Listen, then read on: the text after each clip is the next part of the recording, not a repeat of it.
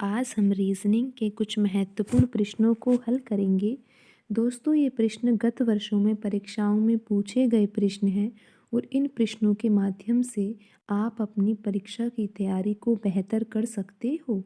तो आइए दोस्तों, शुरू करते हैं हम आज का पहला प्रश्न। दोस्तों, यहाँ पर क्वेश्चन नंबर 30 दिया हुआ है। इसको अब हम करते हैं। दोस्तों, आप यहाँ पर देख पा रहे हो, इस प्रश्न में कुछ संख्याएं लिखी हुई है और दोस्तों यहाँ पर आपको ये 3 पंक्तियाँ दिखाई दे रही होगी और यहाँ पर दोस्तों 3 ही स्तंभ है। दोस्तों, यहाँ पर जो पहला स्तंभ है उसमें 16, 25 और 9 लिखा हुआ है। दूसरे स्तंभ में 49, 36 और 13 लिखा हुआ है और तीसरे स्तंभ में 64, 81 और दोस्तों यहाँ पर एक नंबर मिसिंग है और हमको यहाँ पर उस मिसिंग नंबर को ज्ञात करना है। तो दोस्तों, आइए देखते हैं कि इस प्रश्न को किस तरीके से हम हल कर सकते हैं। तो दोस्तों, हमें यहाँ पर पहले स्तंभ को समझना होगा कि यहाँ पर जो संख्याएं लिखी हुई है वो किस पैटर्न से लिखी हुई है।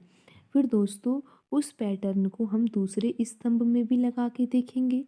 अगर वही पैटर्न दूसरे स्तंभ में भी अप्लाई हो जाता है तो फिर हम उस पैटर्न को तीसरे स्तंभ में लगाएंगे और यहाँ पर जो मिसिंग संख्या है वो संख्या हमें प्राप्त हो जाएगी। तो दोस्तों, देखते हैं कि इस प्रश्न को हमें कैसे हल करना है। दोस्तों, आप यहाँ पर देखोगे कि जो 16 होता है वो 4 का वर्ग होता है। दोस्तों, आपको वर्ग निकालने आते होंगे। 4 का वर्ग दोस्तों आप कैसे निकाल सकते हो? जब हम 4 का गुणा 4 से ही करते हैं तो 16 आंसर आता है। जो 16 है यहाँ पर वो 4 का वर्ग है। दोस्तों, हम किसी भी संख्या का वर्ग किस तरीके से निकाल सकते हैं? अगर हमें 4 का वर्ग निकालना है तो हम 4 को उसी संख्या से गुणा करेंगे और फिर जो हमें गुणनफल प्राप्त होगा वो उस संख्या का वर्ग होगा। तो दोस्तों, आइए हम देखते हैं यहाँ पे किस तरीके से वर्ग के माध्यम से ये सवाल हल हो रहा है। दोस्तों, आप यहाँ पर देखते हो कि जो ये 16 है वो 4 का वर्ग है और जो 25 है दोस्तों 5 का वर्ग है। तो दोस्तों, ये 9 किस तरीके से आ रहा है? दोस्तों, जब आप यहाँ पे 4 और 5 को जोड़ोगे तो आंसर आपका 9 आ जाएगा। दोस्तों, यही पैटर्न हम यहाँ पर दूसरे स्तंभ में लगाकर देखते हैं। यहाँ पर दोस्तों 49 लिखा हुआ है और दोस्तों आपको पता होगा कि जो 49 होता है वो 7 का वर्ग होता है और यहाँ पे जो 36 लिखा हुआ है 36 6 का वर्ग होता है। और दोस्तों, आप यहाँ पर क्या देखते हो? आप यहाँ पर देखोगे कि जब हम 7 और 6 को जोड़ते हैं दोस्तों, यहाँ पर हमें क्या करना है? जिन संख्याओं का ये वर्ग लिखा हुआ है उन संख्याओं को हमें जोड़ना है। जैसे कि 49 जो है वो किसका वर्ग है? 7 का वर्ग है। 36 जो है वो किसका वर्ग है? 6 का वर्ग है। तो दोस्तों, हमें यहाँ पर 7 और 6 को जोड़ना है। जब हम 7 और 6 को जोड़ते हैं तो हमारा आंसर 13 आता है और आपको यहाँ पर तीसरी पंक्ति में और दूसरे स्तंभ में आपको ये 13 संख्या दिखाई दे रही होगी। तो दोस्तों, आपको यहाँ पर पता लगा कि किस तरीके से हम यहाँ पर सवाल को हल कर रहे हैं। दोस्तों, अब यही पैटर्न हम यहाँ पर तीसरे स्तंभ में लगाएंगे और हमारा ये जो मिसिंग नंबर है हमें प्राप्त हो जाएगा। तो आइए दोस्तों, यहाँ पर हम आंसर अब निकालते हैं। दोस्तों, यहाँ पर जो 64 है वो 8 का वर्ग होता है और जो 81 है दोस्तों वो 9 का वर्ग होता है। और जब 8 और 9 को जोड़ते हैं दोस्तों, 8 और 9 को जब जोड़ेंगे तो दोस्तों हमारा आंसर 17 आ जाएगा और जो यहाँ पर मिसिंग नंबर है दोस्तों उसका आंसर 17 ही होगा। दोस्तों, यहाँ पर आप ऑप्शन को देख सकते हो। आपको यहाँ पर दिखाई दे रहा होगा कि जो ऑप्शन सी है उसमें 17 ही लिखा हुआ है और दोस्तों हमारा आंसर 17 ही आया है। दोस्तों, आप यहाँ पर फिर से देखो कि जो 64 है वो 8 का वर्ग है और 81 9 का वर्ग है और 8 और 9 को जोड़ने पर हमारा आंसर 17 आ रहा है। और दोस्तों 17 ही इसका सही आंसर है। ऑप्शन सी 17 हमारा सही आंसर है। दोस्तों अब हम अगला सवाल करते हैं। अगला सवाल है क्वेश्चन नंबर 31। दोस्तों यहाँ पर दो पंक्ति दिखाई दे रही होगी दोस्तों। आप यहाँ पे देख सकते हो ऊपर की साइड ये पंक्ति लिखी हुई है, ये भी एक सीरीज है और नीचे की तरफ भी यहाँ पर कुछ अंक लिखे हुए हैं। ठीक है दोस्तों, यहाँ पर जो ऊपर सीरीज दे रखी है दोस्तों वो लिखी हुई है 19, 18, 34, 32, 44, 41।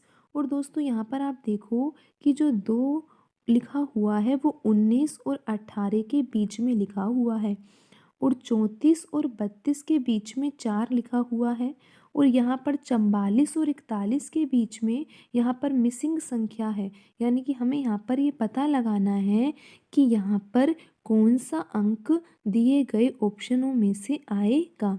तो दोस्तों आपने इस सवाल को देखा किस तरीके से ये सवाल दिया गया है। दोस्तों यहाँ पर ऊपर भी कुछ संख्याएं लिखी हुई है और नीचे भी कुछ संख्याएं लिखी हुई है, लेकिन दोस्तों जो नीचे वाली संख्याएं हैं वो ऊपर वाली दो संख्याओं के बीच में लिखी हुई है। यहाँ भी आप देख सकते हो कि 34 और 32 के बीच में 4 लिखा हुआ है और 44 और 41 के बीच में यहाँ पर क्वेश्चन मार्क दिया हुआ है। तो दोस्तों आपको इस सवाल को इस तरीके से हल करना चाहिए, आपको इस तरीके से सोचना चाहिए कि 19 और 18 में ऐसा कौन सा संबंध है जिसके द्वारा हमारा यहाँ पे आंसर 2 आ सकता है। दोस्तों फिर आपको वही पैटर्न यहाँ पर इधर भी लगाना है कि 34 और 32 में ऐसा क्या संबंध है जिससे 4 आंसर आ सकता है। फिर दोस्तों अगर वो पैटर्न यहाँ पर अप्लाई हो जाता है फिर आपको वही पैटर्न यहाँ पर 44 और 41 के बीच में लगाना है।